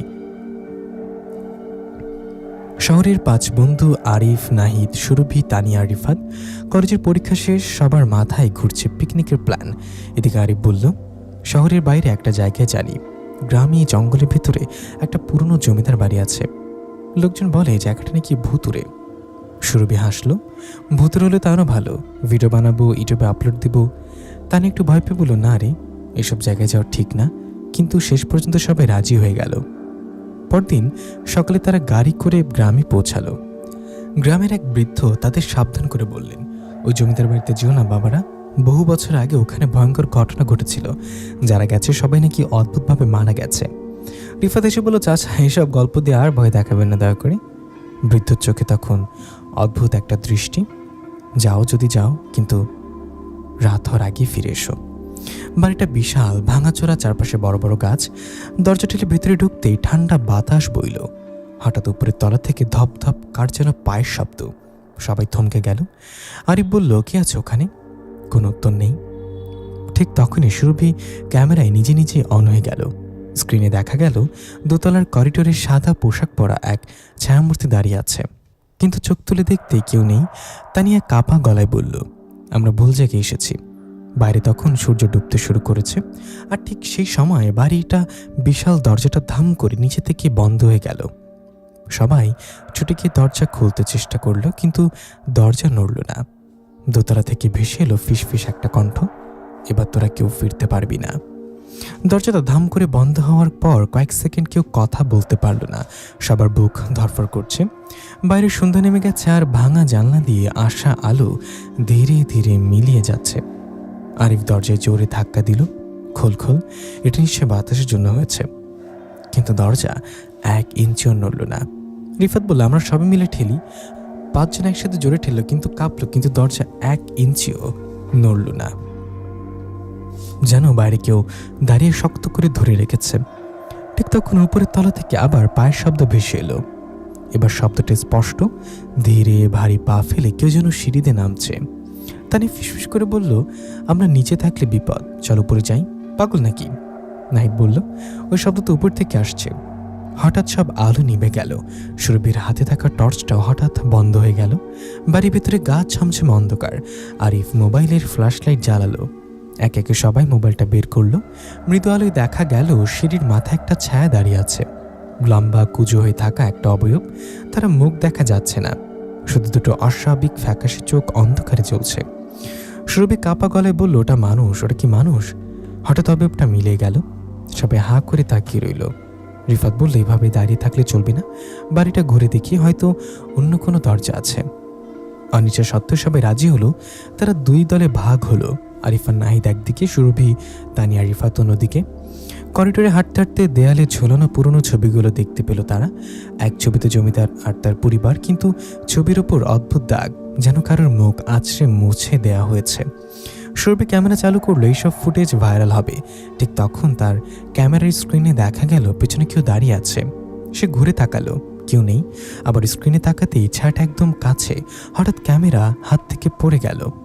ওদিকে আরিফ আর নাহিদ একটা ঘরে ঢুকলো। ঘরটা বিশাল, মাঝখানে একটা পুরনো কাঠের খাট, জানলার পর্দা বাতাস ছড়াই নড়ছে। নাহিদ বলল, এ বাড়িতে কিছু একটা আছে, আমরা ভুল করেছি। আরিফ জোর করে সাহস দেখালো, সবই মনের ভুল। ঠিক তখন সেই খাটের নিচ থেকে কেমন একটা শব্দ হলো, খসখস। দুজনেই নিচে তাকালো। হঠাৎ খাটের নিচ থেকে দুটো সাদা হাত বেরিয়ে এলো, লম্বা কাপা কাপা আঙ্গুল। নাহিদ চিৎকার করে পিছিয়ে গেল, হাত দুটো মুহূর্তেই অদৃশ্য হয়ে গেল। আরিফ কাপা গলায় বলল, চল এখান থেকে বের হই। দরজার দিকে ছুটতেই দরজা নিচে থেকে বন্ধ হয়ে গেল। ঘরের ভেতর তাপমাত্রা হঠাৎ কমে গেল, শ্বাস নিতে কষ্ট হচ্ছে। একটা কর্কশ কণ্ঠ ভেসে এলো, তোরা কেন এসেছিস? ওদিকে সুরভি একটা বড় হলরুমে পৌঁছালো। মাঝখানে ভাঙা ঝাড়বাতি ঝুলছে। তানিয়া বলল, আমার খুব অস্বস্তি লাগছে। রিফাত বলল, সবাই একসাথে থাকি। হঠাৎ ঝাড়বাতিটা জ্বলতে শুরু করলো, বাতাস নিয়ে তবু দুলছে। সুরভি বলল, এবারে ইতিহাস জানতে হবে। ঠিক তখনই রিফাত বলল, আরিফদের ফোন করি। ফোনে নেটওয়ার্ক নেই। হঠাৎ হলরুমের দরজা বন্ধ হয়ে গেল। তানিয়া চিৎকার করলো। মুহূর্তের মধ্যে আলো নিভে গেল। আলো ফিরে এলে দেখা গেল রিফাত নেই, সে যেন বাতাসে মিলিয়ে গেছে। সুরভি কাঁপতে কাঁপতে বলল, রিফাত কোথায় তুই? কোনো উত্তর নেই, মেঝেতে শুধু তার মোবাইল পড়ে আছে। এদিকে আরিফ আর নাহিদ দরজা ভেঙে কোনোভাবে বের হতে পারল। করিডোরে এসে তারা সুরভিদের খুঁজতে লাগলো। হঠাৎ দেয়ালের এক কোণে একটা পুরনো ডায়েরি দেখতে পেল। ডায়েরিতে লেখা, এই বাড়ির অভিশাপ কখনো শেষ হবে না। জমিদার তার প্রজাদের উপর অত্যাচার করেছিল। এক সাধু তাকে অভিশাপ দেয়, এই বাড়িতে যে আনন্দ করতে আসবে সে আর ফিরে যেতে পারবে না। নাহিদের মুখ থেকেও কোনো কথা বের হলো না, শুকিয়ে গেল মুখটা। আমরা তো পিকনিক করতে এসেছি। ঠিক তখন দূর থেকে তানিয়ার চিৎকার ভেসে এলো। দুজন দৌড়ে গেল। হলরুমে গিয়ে দেখলো সুরভি কাঁদছে, রিফাত নেই, হঠাৎ করে উধাও হয়ে গেছে। ঠিক তখন ওপর থেকে ধীরে ধীরে কিছু একটা পড়লো। ধপ। সবাই তাকিয়ে দেখলো একটা পুরনো লকেট। ডায়েরির ছবিতে যে জমিদারের মেয়ের গলায় লকেট ছিল, ঠিক সেই লকেট। হঠাৎ করিডোরের শেষে রিফাতকে দেখা গেল। সে দাঁড়িয়ে আছে মাথা নিচু। আরিফ দৌড়ে গিয়ে বলল, রিফাত তুই কোথায় ছিলি? রিফাত ধীরে মুখ তুলল, তার চোখ দুটো ফাঁকা, কণ্ঠ বদলে গেছে। এখন আর আমি রিফাত না। হঠাৎ সে অস্বাভাবিক শক্তি নিয়ে আরিফকে ধাক্কা দিল। সবাই হতভম্ব। রিফাতের শরীর কাঁপতে লাগলো, যেন কেউ তার ভেতরে ঢুকে গেছে। তারপর হঠাৎ সে মাটিতে লুটিয়ে পড়ল। কয়েক সেকেন্ড পর সব শান্ত, কিন্তু রিফাত আর নড়ছে না। তারা ডাকলো, ঝাঁকুনি দিল, কোনো সাড়া নেই। তানিয়া কান্নায় ভেঙে পড়ল। এখন চারজন বাকি। তারা ঠিক করলো একসাথে বের হওয়ার চেষ্টা করবে। হঠাৎ বাড়ির দরজা নিজে থেকেই খুলে গেল। বাইরে গভীর রাত, জঙ্গল অন্ধকার, কিন্তু তারা দৌড়ে বের হতে গেলেই সামনে সে ছায়ামূর্তি। এবার স্পষ্ট দেখা গেল পুরনো ধুতি পরা কুচো এক বৃদ্ধ, চোখে আগুনের মতো দৃষ্টি। সে বলল, আমার আনন্দ কেড়ে নিয়েছিল যারা, তাদের বংশের কেউ আনন্দ করতে পারবে না। বাতাস প্রচণ্ড জোরে বইতে লাগলো। সবাই দৌড়াতে লাগলো জঙ্গলের দিকে। হঠাৎ তানিয়া পেছনে পড়ে গেল। সে চিৎকার করলো, আমাকে বাঁচাও! কিন্তু চারপাশে কুয়াশা ছড়িয়ে গেল, কিছুই দেখা যাচ্ছে না। কিছুক্ষণ পর কুয়াশা সরে গেলে তানিয়া আর নেই, শুধু তার স্কার্ফটা মাটিতে পড়ে আছে। এখন বেঁচে আছে আরিফ, নাহিদ আর সুরভি। তারা কোনোভাবে জঙ্গল পেরিয়ে গ্রামের দিকে দৌড়াতে লাগলো। পেছন থেকে সেই কর্কশ হাসি ভেসে এলো, তোরা ভাবছিলি পালাতে পারবি? জঙ্গলের ভেতর দিয়ে তিনজন দৌড়াচ্ছে, আরিফ, নাহিদ আর সুরভি। কারোর মুখে কোনো কথা নেই, শুধু হাঁপানোর শব্দ আর শুকনো পাতার উপর পায়ের চাপা আওয়াজ। হঠাৎ সুরভি থেমে গেল। আমি কি সঠিক পথে যাচ্ছি? আমরা চারিদিকে একই রকম গাছ, একই রকম অন্ধকার, যেন জঙ্গল তাদের ঘুরে ফিরে আবার একই জায়গায় নিয়ে আসছে। দূরে কোথাও শেয়ালের ডাক ভেসে এলো। নাহিদ মোবাইল বের করে দেখলো ব্যাটারি 3% মাত্র, নেটওয়ার্কও নেই। ব্যাটারি শেষ হয়ে যাবে। আরিফ বলল, ওইদিকে একটা আলো দেখছি, দূরে ক্ষীণ আলো জ্বলছে। তিনজন সাবধানে এগিয়ে গেল। জঙ্গলের ভেতরে ছোট একটা কুঁড়ে ঘর, দরজার সামনে শুকনো নিমপাতা আর কিছু তাবিজ ঝুলছে। ভেতর থেকে কর্কশ কিন্তু শান্ত গলা শোনা গেল, ভেতর আয়, তোদের জন্য অপেক্ষা করছিলাম। তিনজন এনে একে অন্যের দিকে তাকালো। ভেতরে ঢুকে দেখলো সাদা দাড়িওয়ালা এক বৃদ্ধ বসে আছেন, চারিদিকে ধূপের গন্ধ। বৃদ্ধ বললেন, তোরা জমিদার বাড়িতে গিয়েছিলি তাই না? সুরভি কেঁপে উঠে বললেন, আপনি জানেন? বৃদ্ধ গম্ভীর নিঃশ্বাস নিয়ে বললেন, ওই বাড়ির মালিক ছিল জমিদার রুদ্রনারায়ণ, অত্যাচারী মানুষ, গ্রামবাসীদের কষ্ট দিয়ে আনন্দ পেত। একদিন এক সাধু তাকে অভিশাপ দেয়, তুই যে বাড়িতে আনন্দ করিস সেই বাড়িতেই চিরকাল বন্দি থাকবি, আর যে কেউ আনন্দ করতে আসবে তাকে তুই ছাড়বি না। নাহিদ বলল, তাহলে রিফাত আর তানিয়া? বৃদ্ধ চুপ করে রইলেন, তারা চোখে মায়া। বৃদ্ধ বললেন, ওরা পুরোপুরি মারা যায়নি, ওদের আত্মা এখনো বন্দি ওই বাড়িতে। জমিদার তাদের ব্যবহার করেছে নিজের শক্তি বাড়ানোর জন্য। সুরভি কেঁদে উঠল, আমরা কি করব? বৃদ্ধ একটা লাল সুতো আর তাবিজ বের করলেন, এগুলো হাতে বাঁধ, আর আজ রাতটা এখানে থাক, ভোরের আগে জঙ্গল বের হলে তোদের খুঁজে পাবো। হঠাৎ কুঁড়ে ঘরের বাইরে বাতাস জোরে বইতে শুরু করলো। দরজা কাঁপছে। একটা কর্কশ কণ্ঠ ভেসে এলো, ওদের লুকিয়ে রাখবি, ওরা আমার। বৃদ্ধ চোখ বন্ধ করে মন্ত্র পড়তে লাগলো। ঘরের ভেতরে ধূপের ধোঁয়া ঘন হয়ে উঠল। দরজায় ধাক্কা পড়ছে, ধামধাম। সুরভি আরিফের হাত শক্ত করে ধরল। হঠাৎ সব শান্ত হয়ে গেল। বৃদ্ধ ধীরে বললেন, আজ বেঁচে গেলি, কিন্তু ও তোদের ছাড়বে না। রাত গভীর, তিনজন ঘুমানোর চেষ্টা করছে, কিন্তু ভয় তাদের ঘুমাতে দিচ্ছে না। হঠাৎ সুরভি ফিসফিস করে শব্দ শুনল। সে চোখ খুলে দেখল ঘরের কোণে রিফাত দাঁড়িয়ে আছে। সে বলছে, আমাদের ফেলে চলে এলি? সুরভির চিৎকার করে উঠল। সবাই জেগে গেল। বৃদ্ধ বললেন, ওরা তোদের দুর্বল করতে চাইছে, ভয় পেলেই শক্তি বাড়ে। ভোর হয়ে গেল, চারিদিকে পাখির ডাক শোনা যাচ্ছে। বৃদ্ধ বললেন, তোরা শহরে ফিরে যা, কিন্তু সাবধানে যাবি, ও তোদের কিন্তু অনুসরণ করবে। ওর আসল শক্তি ওই বাড়িতেই আছে, কিন্তু ওর ছায়া অনেক দূর যেতে পারে। আরিফ বলল, আমরা কি আর আবার ওই বাড়িতে গিয়ে সব শেষ করতে পারি? বৃদ্ধ তাকালেন গভীর দৃষ্টিতে। সব শেষ করতে হলে জমিদারের আসল কঙ্কাল আর সেই সাধুর দেওয়া লকেট খুঁজে পেতে হবে, কিন্তু সেটা সহজ না। তিনজন চুপ করে রইল। তারা সিদ্ধান্ত নিল প্রথমে শহরে ফিরবে, তারপর পরিকল্পনা করবে। তারা যখন জঙ্গল পেরিয়ে গ্রামে পৌঁছালো তখন সূর্য উঠেছে, কিন্তু গ্রামের মানুষদের চোখে ভয়। বৃদ্ধ গ্রামবাসী বলল, তোমরা তিনজন ছিলে তো, বাকি দুজন কোথায়? তিনজন এক অন্যের দিকে তাকালো। ঠিক তখন আরিফ হঠাৎ নিজের হাত ধরে আঁচড়ের দাগ দেখতে পেল, লাল দাগ, যেন কেউ নখ দিয়ে লিখে দিয়েছে, আমি আসছি। শহরে ফিরে আসার পর তিনজনই চুপচাপ। গাড়ির ভিতরে কেউ কোনো কথা বলেনি।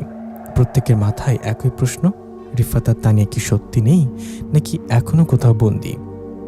আরিফের হাতে যে লাল আঁচড়ের দাগ উঠেছিল সেটা শহরে পৌঁছানোর পর আরো স্পষ্ট হয়ে উঠল, যেন নখ দিয়ে চামড়া কেটে লেখা, আমি আসছি। সুরভি বলল, আমরা কি সত্যি ওটাকে সঙ্গে নিয়ে চলে এসেছি? নাহিদ গম্ভীর গলায় বলল। বৃদ্ধ লোকটা বলল, ওর ছায়া আমাদের অনুসরণ করবে। প্রথম রাত, শহরের বাসা। সে রাতে অদ্ভুত ঘটনা শুরু হলো। আরিফ নিজের ঘরে শুয়ে আছে, হঠাৎ তার দরজা নিজে থেকেই কড়া শব্দ করে খুলে গেল। সে ভেবেছিল হয়তো বাতাস হয়েছে, কিন্তু জানলা বন্ধ। সে উঠে দরজার দিকে তাকালো, করিডোরে অন্ধকার। ঠিক তখন তার কানে ভেসে এলো ফিসফিস শব্দ, ফিরে আয়, বাড়িতে ফিরে আয়। সে দরজা বন্ধ করে দিল, বুক ধরফর করছে। সুরভি ভিডিও ফুটেজগুলো দেখতে বসেছিল। সে ভাবছিল হয়তো সবকিছু ক্যামেরায় ধরা পড়েছে। ভিডিও চালাতে দেখা গেল হলরুমে তারা দাঁড়িয়ে আছে। তারপর হঠাৎ স্ক্রিনে কয়েক সেকেন্ডের জন্য দেখা গেল রিফাত আর তানিয়া এক কোণে দাঁড়িয়ে, কিন্তু তারা তখন তো নিখোঁজ। আরও ভয়ঙ্কর একটা জিনিস, ভিডিওর শেষ অংশে দেখা গেল সুরভি ঠিক পেছনে সে কুচু জমিদার দাঁড়িয়ে আছে। সুরভি ঘুরে তাকালো, তার ঘরে কেউ নেই, কিন্তু টিভির স্ক্রিনে স্পষ্ট তার পিছনে একটা ছায়া নড়ছে। হঠাৎ স্ক্রিন থেকে নিজেই বন্ধ হয়ে গেল। নাহিদ ঘুমের মধ্যে স্বপ্নে দেখল সে আমার জমিদার বাড়ির ভেতরে, করিডোরে হাঁটছে। দেয়ালের ছবিগুলো রক্তের মতো লাল হয়ে গেছে। দূরে রিফাত দাঁড়িয়ে বলছে, তুই পালিয়ে গেলি কেন? তার পাশে তানিয়া কাঁদছে। হঠাৎ জমিদারের কর্কশ গলা, একজন একজন করে নেব। নাহিদ চিৎকার করে ঘুম ভাঙল। তার মা দৌড়ে এলো, কি হয়েছে? নাহিদ কাঁপা গলায় বলল, আমাদের সাথে কিছু একটা এসেছে। পরদিন তিনজন দেখা করলো। সুরভি বলল, আমার ভিডিওতে ওর ছায়া ধরা পড়েছে। আরিফ হাত দেখালো, দাগটা এখন গভীর। নাহিদ বলল, স্বপ্ন না, সত্যি আমাদের টার্গেট করেছে। ঠিক তখন ক্যাফের ভেতর হঠাৎ ঠান্ডা বাতাস বইল। টেবিলের ওপর রাখা পানির গ্লাস নিজে থেকেই কাঁপতে লাগলো। পাশের লোকজন কিছু টের পাচ্ছে না। তিনজন বুঝলো শুধু তাদেরই দেখা দিচ্ছে। বাড়িতে ফিরে সবাই সব কথা খুলে পড়ল। প্রথমে কেউ বিশ্বাস করতে চাইল না, কিন্তু সেই রাতেই প্রমাণ মিলল। আরিফের বাসায় হঠাৎ দেয়ালে টাঙানো ঘড়ি নিজে থেকেই পড়ে গেল ভেঙে। সুরভির বাসায় আয়নার কুয়াশার মতো দাগ তৈরি হলো। তারপর তাতে লেখা ফুটে উঠল, ফিরে আয়। নাহিদের ঘরে দরজা নিজে থেকে লক হয়ে গেল। এবার বাবা মায়েরা ভয় পেলেন। আরিফের বাবা বললেন, এটা সাধারণ কিছু না, গ্রামের কোনো কবিরাজ বা ওঝা আনতে হবে। নাহিদের মা বললেন, আগে গ্রামের সেই বৃদ্ধের সাথে কথা বলতে হবে। সে রাতে তিনজন একসাথে ভিডিও কলে কথা বলছিল। হঠাৎ স্ক্রিনে ঝাপসা হয়ে গেল। তারপর তিনজনের স্ক্রিনে একসাথে ভেসে উঠল জমিদারের মুখ, ফ্যাকাশে রাগে বিকৃত। সে বলল, তোরা ভেবেছিস শহরে এসে বাঁচবি, যেখানে যাবে আমি থাকবো? হঠাৎ কল কেটে গেল। সব ফোন একসাথে বন্ধ হয়ে গেল। অন্ধকার ঘরে আরিফ অনুভব করলো তার কাঁধে কেউ ঠান্ডা হাত রাখলো। সে ধীরে ধীরে পেছনে তাকালো। আরিফ ধীরে ধীরে পেছনে তাকালো। তার ঘরের বাতিটা তখন টিমটিম করছে। পেছনে কেউ নেই, কিন্তু কাঁধে ঠান্ডা স্পর্শটা এখনো যেন রয়ে গেছে। হঠাৎ আয়নার দিকে চোখ পড়তেই তার বুক কেঁপে উঠল।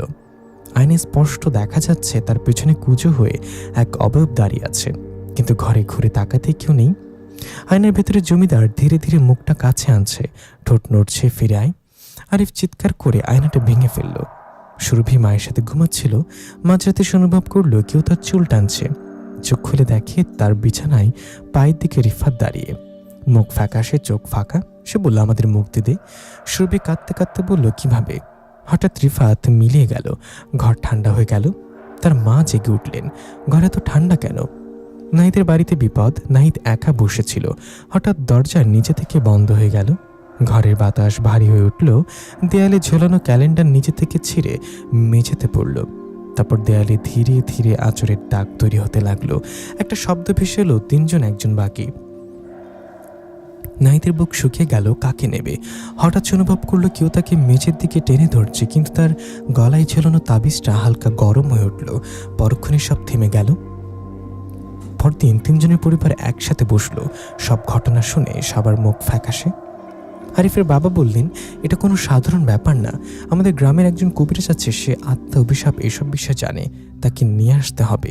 সুরভির মা কাপা গলায় বললেন, ওদের বাঁচাতে যা লাগে করব। নাহিদের বাবা ফোন করে গ্রামে সে বৃদ্ধের খোঁজ নিলেন। জানা গেল বৃদ্ধই নাকি কবিরাজকে চেনেন। ঠিক তখন টেবিলের উপর রাখা লকেটটা, যেটা জমিদার বাড়ির থেকে পেয়েছিলেন, নিজে থেকে কাঁপতে শুরু করলো। সবাই তাকিয়ে আছে। লকেটটা খুলে গেল। ভেতরে একটা ছোট্ট কাগজ ভাঁজ করা। কাগজে লেখা, অভিশাপ ভাঙতে হলে ফিরে আসতে হবে উৎসস্থলে। সবাই স্তব্ধ। আরিফ বলল, মানে আমাদের আবার ওই বাড়িতে যেতে হবে? ঘরের বাতাস হঠাৎ ঠান্ডা হয়ে গেল। দূরে কোথাও দরজা বন্ধ হওয়ার শব্দ হলো। সন্ধ্যার দিকে কবিরাজ এলেন, মাথায় পাগড়ি, হাতে লাঠি আর গলায় তাবিজ। তিনি ঘরে ঢুকে থমকে গেলেন, ও এখানেই আছে। সবাই চমকে উঠল। কবিরাজ চোখ বন্ধ করে কিছুক্ষণ মন্ত্র পড়লেন, তারপর বললেন, এটা সাধারণ আত্মা না, এটা অভিশপ্ত আত্মা। ওর শক্তি জমিদার বাড়িতে সবচেয়ে বেশি। পুরোপুরি মুক্তি পেতে হলে ওখানেই মুখোমুখি হতে হবে। সুরভি ভয় পেয়ে বলল, ওখানে গেলে তো আমরা মারা যাব। কবিরাজ গম্ভীর গলায় বললেন, না গেলে তবু ও একে একে তোদেরকে নেবে। ঘরের বাড়িতে আবার টিমটিম করতে লাগলো। কবিরাজ ধীরে বললেন, সময় খুব কম, ও শক্তি বাড়াচ্ছে। হঠাৎ জানলার বাইরে অন্ধকারের সেই কুজো ছায়া কয়েক সেকেন্ডের জন্য দেখা গেল, তারপর মিলে গেলেন। শহরের বাড়িগুলো যেন হঠাৎ অচেনা হয়ে গেছে। চারিদিকে মানুষজন স্বাভাবিকভাবে চলাফেরা করছে, কিন্তু আরিফ, নাহিদ আর সুরভির কাছে সবকিছু কেমন দূরের মতো লাগছে। তারা জানে শেষটা এখানেই নয়, শেষ লড়াই হবে সেই জঙ্গল ঘেরা জমিদার বাড়িতে। কবিরাজ শান্ত গলায় বললেন, আগামীকাল ভোরে রওনা দেব। রাত বাড়লে ওর শক্তি বাড়ে। সারা রাত কেউ ভালো করে ঘুমাতে পারল না। মাঝরাতে আবারও অদ্ভুত ঘটনা ঘটল। বাড়ির উঠানে কুকুরগুলো একসাথে চিৎকার করে উঠল। জানলার কাছে কুয়াশা জমে নিজে থেকে একটা বাক্য ফুটে উঠল, ফিরে আয়। কবিরাজ তখনই মন্ত্র পড়তে শুরু করলেন। তাবিজগুলো হালকা গরম হয়ে উঠল। কয়েক মিনিট পর পর সব শান্ত। তিনি বললেন, ও বুঝে গেছে, আমরা যাচ্ছি। ভোরের আলো ফের ফোটার আগেই তারা গাড়ি নিয়ে রওনা দিল। সঙ্গে দুজন বাবা, কবিরাজ আর প্রয়োজনীয় কিছু জিনিস, ধূপ, লাল সুতো, পবিত্র পানি আর সেই লকেট। রাস্তা যত এগোচ্ছে আকাশ তত মেঘলা হয়ে উঠছে। গ্রামে পৌঁছানোর পর দেখা গেল লোকজন দূর থেকে তাকিয়ে আছে, যেন সবাই জানে তারা আবার এসেছে। সে বৃদ্ধ এগিয়ে এলেন, কিরে ফিরে এলি? কবিরাজ মাথা নেড়ে বললেন, আজ শেষ করতেই হবে। জমিদার বাড়ির দিকে হাঁটতে হাঁটতে সবাই লক্ষ্য করলো আজ জঙ্গল অস্বাভাবিক চুপচাপ। পাখির ডাক নেই, বাতাস নেই। বাড়িটার সামনে এসে দাঁড়াতেই সুরভির গা শিউরে উঠল। ভাঙা দেয়াল, অন্ধকার জানলা, সব আগের মতোই, কিন্তু আজ যেন আরও ভারী। হঠাৎ দরজাটা নিজে থেকেই ধীরে ধীরে খুলে গেল। কবিরাজ বললেন, ভয় পাস না, একসাথে করবি থাকবি। ভেতরে ঢুকতেই ঠান্ডা হাওয়া লাগলো। করিডোরের সেই পুরনো ছবিগুলো ঝুলে আছে, কিন্তু আজ ছবির চোখগুলো যেন তাদের অনুসরণ করছে। কবিরাজ মাঝখানে দাঁড়িয়ে লকেটটা মেঝেতে রাখলেন। চারপাশে লাল সুতো দিয়ে গোল দাগ টানলেন। এই বৃত্তের ভেতরে থাকবি, যাই দেখিস বাইরে বের হবি না। মন্ত্রপাঠ শুরু হলো। বাতাস হঠাৎ ভারী হয়ে উঠল। ঝাড়পাতি দুলতে লাগলো। ওপরতলা থেকে ধপধপ শব্দ ভেসে এলো। ধীরে ধীরে সিঁড়ি দিয়ে নামতে লাগলো সেই কুজো অবয়ব। আজ সে স্পষ্ট, মুখ বিকৃত, চোখ জ্বলছে। সে কর্কশ গলায় বলল, তোর আবার ফিরেছিস? আরিফ কাঁপলেও দাঁড়িয়ে রইল। কবিরাজ বললেন, রুদ্রনারায়ণ, তোর সময় শেষ, এই অভিশাপ ভাঙতেই হবে। জমিদার হেসে উঠল, অভিশাপ আমার শক্তি। হঠাৎ চারপাশে কুয়াশা ছড়িয়ে গেল। কুয়াশার মধ্যে দেখা গেল রিফাত আর তানিয়ার ছায়া। তারা যেন সাহায্য চাইছে। সুরভি কেঁদে উঠল, ওদের বাঁচান। কবিরাজ বললেন, লকেটটাই চাবি, ওর শক্তির উৎস। জমিদার হঠাৎ গর্জে উঠল। দেয়াল কাঁপতে লাগলো। লাল বৃত্তের বাইরে অন্ধকার ঘুরপাক খাচ্ছে। নাহিদ অনুভব করলো বৃত্তের বাইরে থেকে কেউ টানছে, কিন্তু সে শক্ত করে দাঁড়িয়ে রইল। কবিরাজ লকেটটা তুলে ধরে মন্ত্রোচ্চারণ করলেন। লকেট থেকে হালকা আলো বেরোতে লাগলো। জমিদার চিৎকার করে উঠল, না। হঠাৎ মেঝে ফেটে যাওয়ার মতো শব্দ হলো। লাল বৃত্তের এক পাশ ছিঁড়ে গেল। এক ঝলকে অন্ধকার ঢুকে পড়ল ভেতরে। আরিফ প্রায় পড়ে যাচ্ছিল, কিন্তু তার বাবা ধরে ফেললেন। কবিরাজ গম্ভীর গলায় বললেন, আরেকটু শক্ত হয়ে থাক। লকেটের আলো আরো উজ্জ্বল হলো। জমিদারের অবয়ব কাঁপছে। কুয়াশা ঘন হচ্ছে, কিন্তু ঠিক তখনই জমিদার শেষ শক্তি দিয়ে গর্জে উঠল, হলরুমের দরজা ধাম করে বন্ধ হয়ে গেল। সবাই বুঝল চূড়ান্ত মুহূর্ত চলে এসেছে। হলরুমের দরজা ধাম করে বন্ধ হয়ে যাওয়ায় পর যেন পুরো জমিদার বাড়িটা কেঁপে উঠল। বাইরে ঝড় নেই, তবুও ভেতরে বাতাস ঘূর্ণির মতো ঘুরছে, ধুল উঠছে, দেয়ালে পুরনো চুন খসে পড়ছে।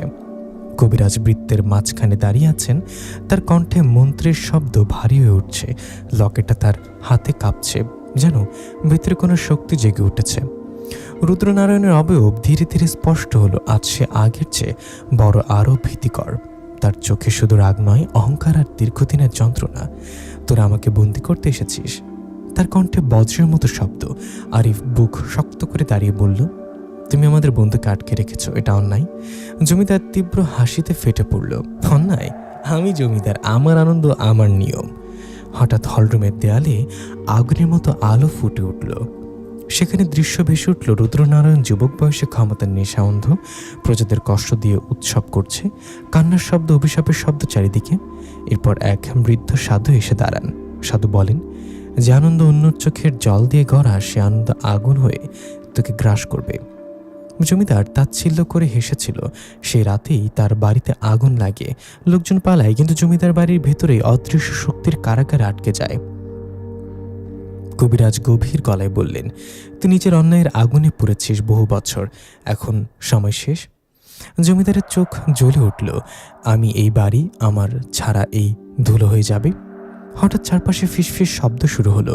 শুধু রিফাত আর তানিয়া নয়, আরও অনেক কণ্ঠ, হয়তো বহু বছর ধরে যারা এখানে এসে নিখোঁজ হয়েছিল। কুয়াশার ভিতর অস্পষ্ট অবয়বগুলো দেখা গেল।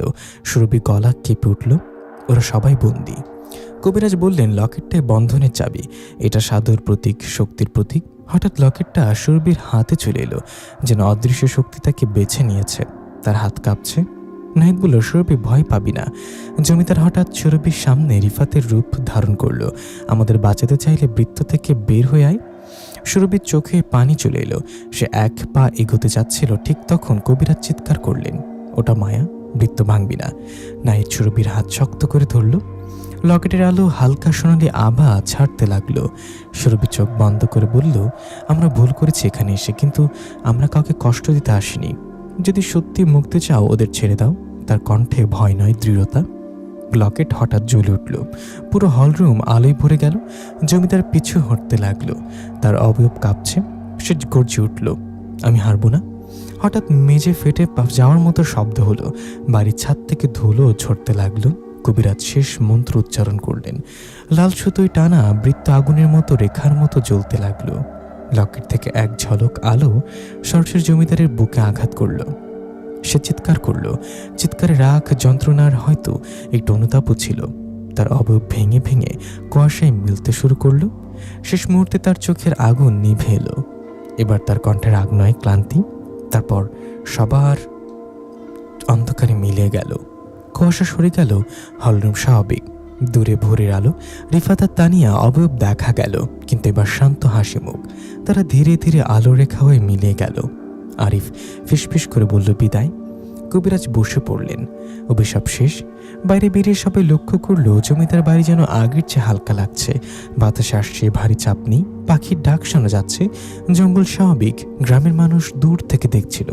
তারা এগিয়ে এলো। বৃদ্ধ বললেন, বহু বছর বন্ধের আজকার অন্ধকার সরে গেল। কয়েক মাস পর শহরে জীবন ধীরে ধীরে স্বাভাবিক হলো। তিনজনই মাঝে মাঝে একসাথে বসে সেই দিনের কথা মনে করে। আরিফের হাতের দাগ পুরোপুরি মিলিয়ে গেছে। নাহিদের আর কোনো দুঃস্বপ্ন হয় না। সুরভি আবার ভিডিও বানানো শুরু করেছে, কিন্তু এখন সে আর কখনো অজানা জায়গায় মজা করতে চায় না। তারা বুঝেছে অজানা জায়গায় শুধু রোমাঞ্চ নয়, ইতিহাসও থাকে। একদিন গ্রামে নতুন একজন শিক্ষক এলেন। সাহস করে তিনি জমিদার বাড়ির সামনে গেলেন। বাড়ি এখন নির্জন কিন্তু শান্ত। হলরুমের কোণে পড়ে আছে সেই লকেট। তিনি সেটা হাতে তুলে নিলেন। মুহূর্তের জন্য বাতাস থেমে গেল। তার কানে ভেসে এলো খুব ক্ষীণ একটা শব্দ, ধন্যবাদ। কিন্তু চারিদিকে তাকালেন, কেউ নেই। লকেটটা হালকা গরম হয়ে আবার ঠান্ডা হয়ে গেল। অভিশাপ শেষ হয়েছে, অন্যায়ের শক্তি ভেঙেছে, বন্দি আত্মারা মুক্তি পেয়েছে। কিন্তু গ্রামের মানুষ এখনো সন্ধ্যার পর জমিদার বাড়ির দিকে যায় না, কারণ তারা জানে ইতিহাস কখনো পুরোপুরি মুছে যায় না। আর তা বাদে একটি কথা, এত বড় একটা ভয়ঙ্কর ঘটনা ঘটার পরে কেউ আর সাহস করেও সেদিকে যাওয়ার সাহস করে না, কারণ সেদিকে গেলে যদি আবার সেই বিপদ এবং কালো আগ্রহ তাকে ঘিরে ধরে তাদেরকে। প্রিয় লিসেনার, কেমন লাগলো আমাদের আজকের এই গল্পটা অবশ্যই আমাদেরকে কমেন্ট করে জানাবেন। আমাদের এই চ্যানেলটি যদি আপনারা সাবস্ক্রাইব করে না থাকেন, প্লিজ সাবস্ক্রাইব করে দিবেন। দেখাবে পরবর্তী কোনো গল্পে, আর পাশে থাকা বেল আইকনটি অবশ্যই প্রেস করে দিবেন, যাতে করে আমরা নতুন কোনো গল্প আপলোড করলে আপনারা যেন নোটিফিকেশনের মাধ্যমে সবার আগে দ্রুত সময় দেখতে পারেন। ধন্যবাদ সবাইকে, দেখা হবে পরবর্তী কোনো গল্পে। সে সাথে সবাই ভালো থাকবেন, সুস্থ থাকবেন। আল্লাহ হাফেজ।